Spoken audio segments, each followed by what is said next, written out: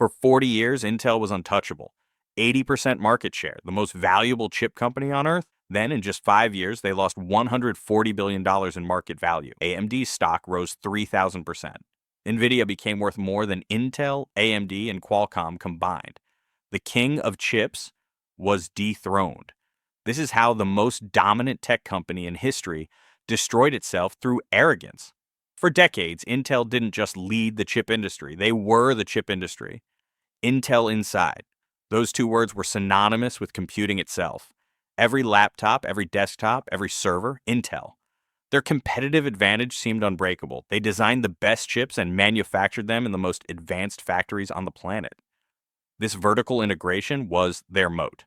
Competitors like AMD had to outsource manufacturing. Intel did it all themselves, faster and better. By 2015, Intel held 80% of the PC chip market and completely dominated data centers. The massive server farms powering Google, Amazon, Facebook.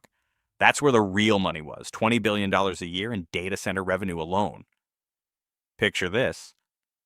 A data center engineer in 2016, ordering servers for AWS.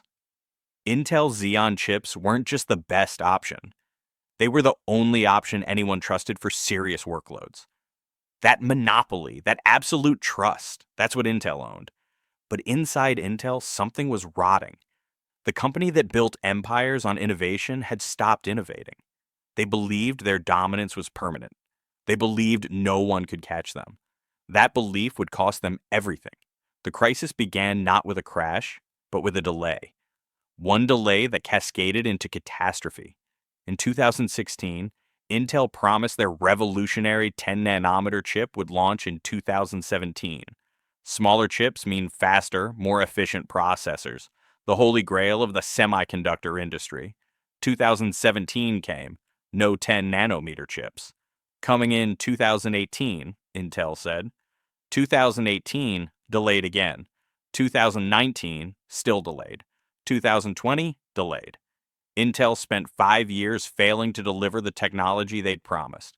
5 years of missed deadlines, broken promises, and growing desperation. Meanwhile, their competitors saw an opening. An MD had been left for dead. In 2015, their stock traded at $2. They'd lost so badly to Intel that some analysts questioned if they'd survive. But AMD made a gamble. They partnered with TSMC, the Taiwanese manufacturing giant, to build their chips. And in 2017, while Intel was drowning in delays, AMD launched Ryzen, a chip that matched Intel's performance at half the price. The market exploded. Gamers, creators, businesses, everyone started switching. By 2020, AMD's market share in desktop CPUs had jumped from 18% to 40%. Their stock hit $90. That's a 4,400% gain. Intel's CEO publicly dismissed AMD's success. "We don't see them as a competitive threat," Intel's leadership claimed. That quote aged like milk. But AMD wasn't Intel's biggest problem, NVIDIA was. In the 2010s, NVIDIA bet everything on GPUs for artificial intelligence.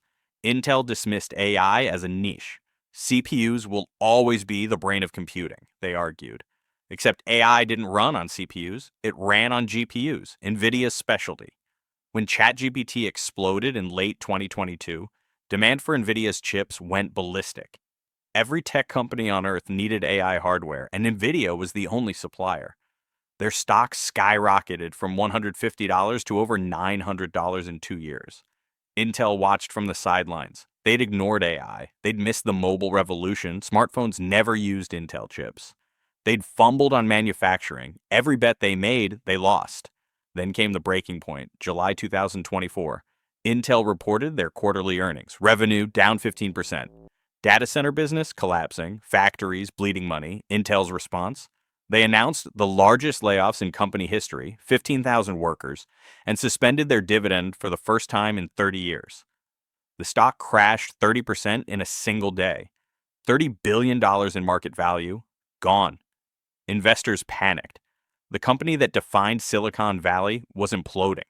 In 2021, Intel brought back Pat Gelsinger as CEO, an Intel veteran who'd left years earlier.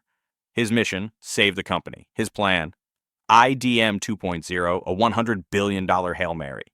Here's what Gelsinger bet Intel's future on. Instead of just making chips for themselves, Intel would become a foundry manufacturing chips for other companies like TSMC does. They'd build cutting-edge factories in the US and Europe, subsidized by billions in government funding.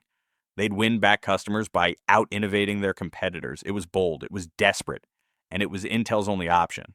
Gelsinger announced $20 billion in new factories in Arizona, another $20 billion in Ohio, massive investments in Germany and Israel. He secured $8.5 billion in U.S. government subsidies through the CHIPS Act. He promised Intel would regain manufacturing leadership by 2025. The strategy sounded brilliant, except for one problem: execution. Building cutting-edge semiconductor factories takes 5 to 7 years. Intel's competitors weren't waiting. TSMC was already building 3-nanometer chips, more advanced than anything Intel had. AMD kept gaining market share. NVIDIA's AI dominance grew stronger, and Intel's turnaround plan was expensive. $100 billion expensive. With revenue declining and profits cratering, Intel was burning cash at a terrifying rate. Every quarter, investors asked the same question: can Intel survive long enough for this plan to work? Then the ultimate humiliation arrived. In September 2024, Intel was removed from the Dow Jones Industrial Average, the iconic index of America's biggest companies. Intel had been on the Dow for 25 years. They were replaced by NVIDIA. The symbolism was brutal: the old king dethroned, the new king crowned. Wall Street had rendered its verdict. Intel's era was over. So where does Intel stand today? Fighting. Barely. Their market cap sits around $100 billion, down from $240 billion in 2020. NVIDIA is worth $3 trillion. AMD is worth $240 billion. Intel, the company that once dwarfed them both, is now the smallest. Gelsinger's factories are under construction, but they won't be operational until 2025 at the earliest, and full production could take until 2027.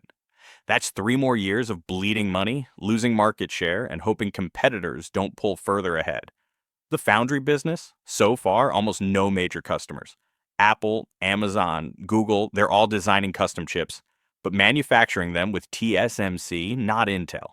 Trust, once lost, doesn't easily return. Intel's CPU business, AMD continues to dominate in gaming and high-performance computing. In data centers, their share has dropped below 75% for the first time in decades. But here's what makes Intel's story bigger than just one company's failure. This is about the entire American semiconductor industry. For 30 years, the U.S. let chip manufacturing move to Asia. Taiwan's TSMC now makes 90% of the world's advanced chips. That's a geopolitical nightmare. If China ever invades Taiwan, the entire global tech industry collapses overnight. Intel's comeback isn't just about saving one company, it's about reshoring critical technology to America. It's about national security. The US government gave Intel billions because they can't let Intel fail. The stakes are that high. Intel's survival depends on whether they can do something they haven't done in 15 years. Innovate faster than their competitors. The company that wants to find innovation now has to prove they still know how. Time will tell if the king can reclaim the throne, or if this is just the final chapter in the fall of an empire. What's the founder's code we can decode from Intel's $140 billion collapse? Lesson 1. Monopolies breed complacency. Intel dominated so completely they stopped competing. When you have no rivals, you stop improving. Complacency is the silent killer of empires. Lesson 2. Vertical integration is both strength and weakness. Intel's control over design and manufacturing was their moat until it wasn't. When manufacturing fell behind, their entire model collapsed. AMD's outsourcing strategy proved more flexible. Lesson 3. Missing one technology wave is survivable. Missing 3 is fatal. Intel missed mobile, then AI, then manufacturing. 1 mistake, you recover. 3 mistakes, you're fighting for survival. Lesson 4. Turnarounds take longer than investors have patience. Intel's $100 billion plan might work in 5 years. But in tech, 5 years is forever.